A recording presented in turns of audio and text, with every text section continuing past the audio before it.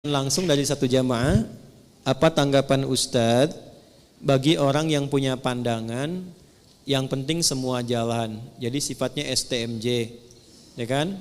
Sholat tetap, maksiat jalan, ya kan? Bagaimana pandangan Ustadz? Yang pertama, justru ini menunjukkan tidak adanya konsistensi dalam beramal. Sebetulnya orang yang demikian itu orang bimbang, bukan konsisten. Sebetulnya orang yang demikian orang yang tidak punya pandangan, karena nggak punya pilihan hidup. Dan yang paling penting untuk digarisbawahi, ini poin pentingnya. Ini menunjukkan bahwa sesungguhnya orang-orang yang punya pola hidup demikian adalah orang-orang yang keadaan dirinya belum sehat, kurang sehat.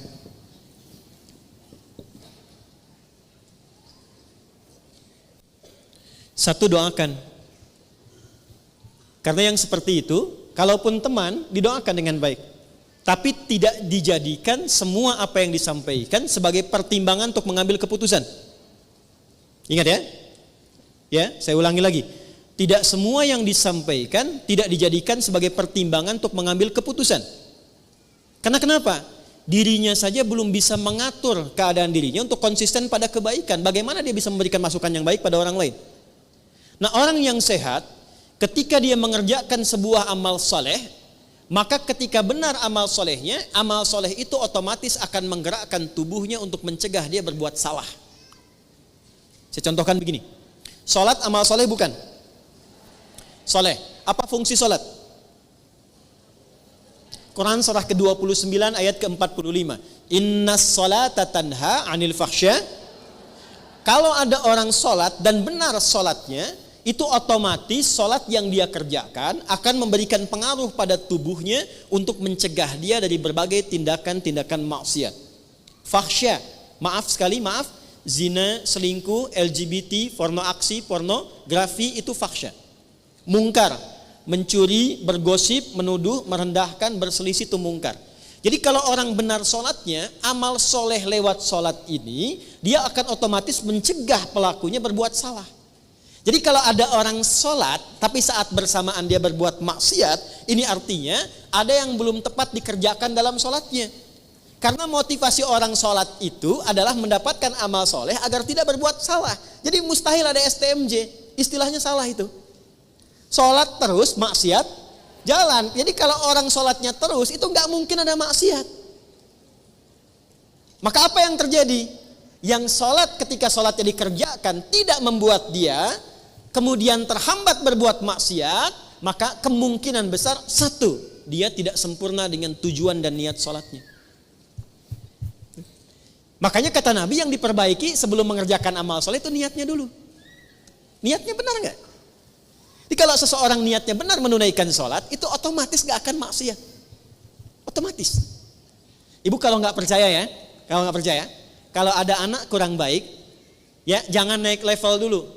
Usahakan konsisten sholatnya dulu, dimulai dengan subuh. Minta aja pada anak ibu, ya, minta kerjakan sholat konsisten 40 hari. Setelah itu terserah kamu. Tapi jamaah. Setelah itu terserah. Mau sholat silahkan, nggak sholat silahkan. Mau taat sama mama silahkan, nggak taat silahkan. Tapi mama minta 40 hari sholat aja dulu.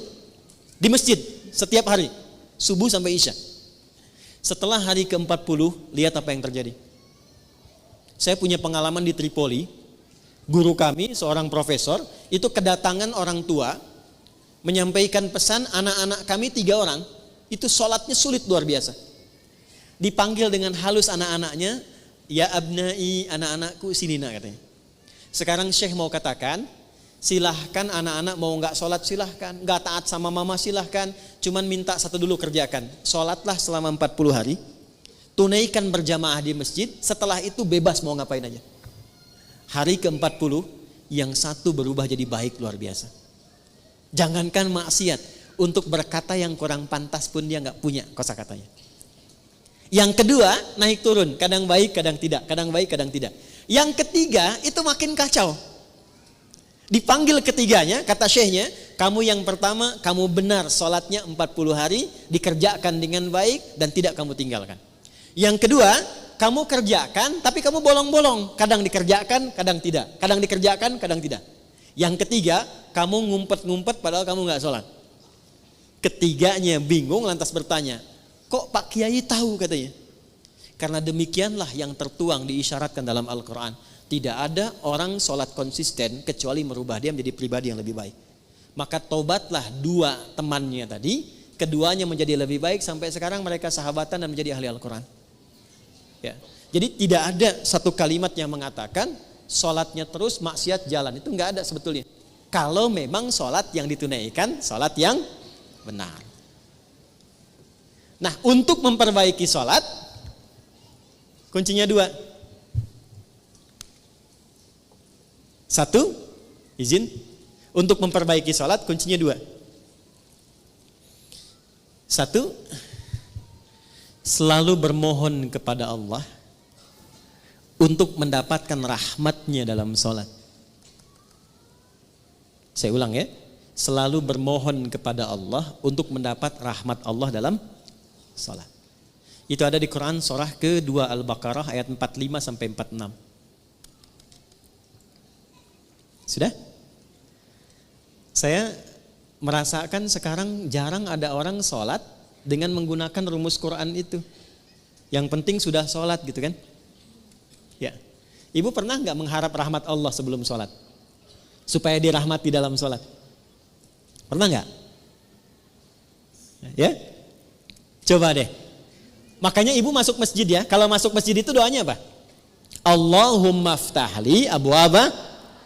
Ya Allah, mohon bukakan untukku pintu-pintu rahmatmu.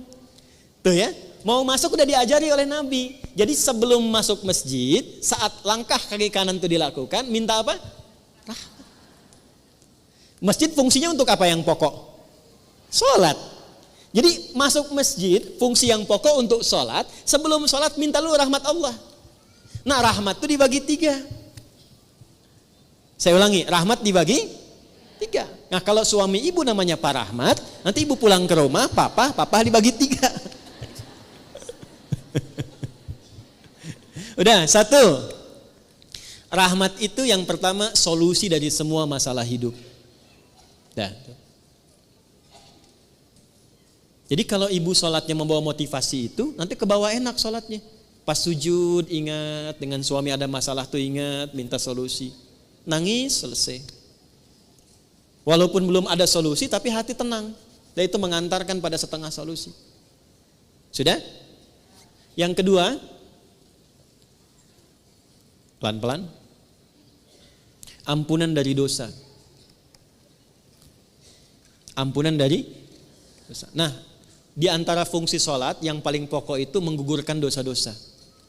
Makanya Allah ingin dari pagi ke siang ada dosa, gugur dosanya. Dari siang ke sore ada dosa, gugur dosanya. Makanya ketika diwafatkan dosanya sudah hilang, tinggal pulang dalam keadaan bersih, digambarkan dengan kain kafan yang putih. Nah, itu fungsi sholat. Cuma apakah setiap orang sholat ada yang ingat dosa atau tidak, itu poinnya. Makanya tadi kalau dia sholat mengingat maksiatnya, gugur maksiat, nggak akan maksiat lagi, nggak akan maksiat lagi. Ya, dan banyak orang ketika sujud itu justru pulangnya dalam keadaan mulia. Betapa banyak pelaku dosa besar, justru cara pulangnya itu lewat sholat. Lewat sholat. Ada yang sujud, gak bangun lagi. Insya Allah. Pengen begitu? Nanti zuhur ya, kan sekarang masih ada waktu tuh. Ada yang begitu tuh. Ya. Dan itu luar biasa indah. Ya, saya kan pernah cerita di sini juga kan.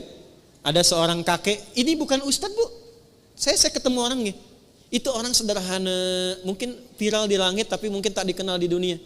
Sederhana orangnya, nggak disebut kaya, biasa saja, pakai kaos, cuma jagain masjid, azan. Hari Kamis itu, ba'da asar sedang puasa sunnah loh, di masjid nunggu buka, cuman tiduran, merem-melek tuh. Diwafatkan di tempat yang beliau mengabdi di masjid, dalam keadaan puasa, ba'da asar menjelang maghrib wafatnya, cuman tiduran, merem-melek, ngantuk meninggal. Hati-hati tuh belakang tuh, merem-melek.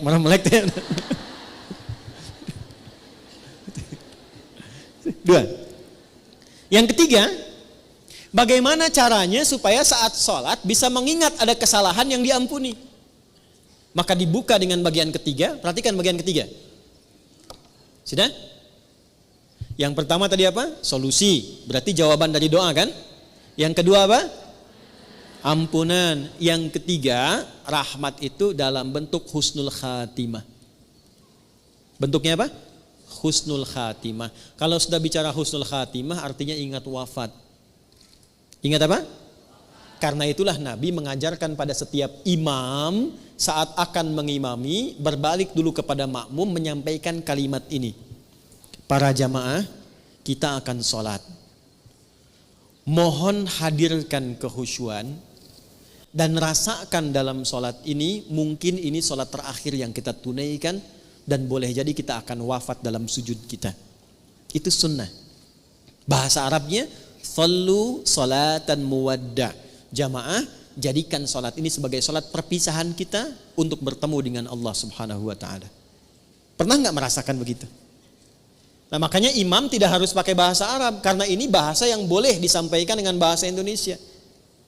Rapatkan saf, luruskan. Paham tidak? Istau, paham? Tidak. Makanya dijawab sudah tahu gitu kan? Dah. Jadi begitu sujud, coba rasakan bagaimana kalau saat ini adalah saat sujud terakhir dan seketika akan kembali kepada Allah. Itu kalau rasa itu dihadirkan, kenikmatan akan tiba, air mata mengalir, seketika taubat kita akan lahir.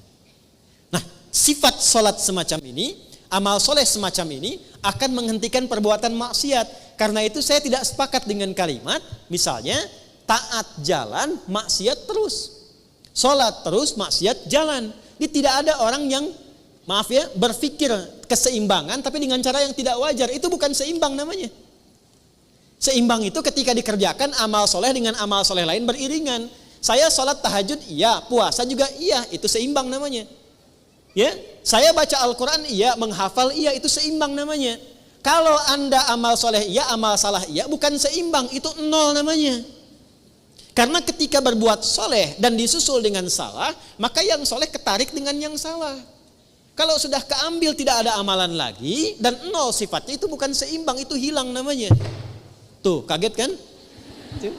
Dan yang bahaya itu kalau solehnya ditarik semua sama yang salah, tersisa salahnya. Ini hadis Nabi. Maka dia berubah menjadi pribadi bangkrut, muflis namanya. Kalau sudah muflis, masuk neraka dulu, dicuci semua dosa baru masuk surga. Itu ada di hadis Muslim. Paham? Oke. Jadi apa tanggapan Ustadz? Tanggapan saya yang pertama, tidak ada keseimbangan. Sekali lagi, tidak ada balance antara amal soleh dan amal salah yang saat dilakukan dipandang sesuatu yang wajar dikerjakan secara bersamaan. Itu bukan keseimbangan, tapi itu sifat dari kerugian. Itu yang pertama. Yang kedua, tidak ada manusia yang selalu suci, selalu soleh selama hidupnya. Pasti pernah berbuat salah. Maka orang terbaik adalah orang yang berusaha memperbanyak amal solehnya untuk menutupi salahnya, bukan menyeimbangkan antara soleh dan salah sehingga merasakan hidupnya sejalan bersamaan. Jelas ya? Jadi kalau salah itu ditutupi dengan yang soleh, bukan ingin dijadikan sebuah kesimpulan berjalan bersamaan, itu keliru.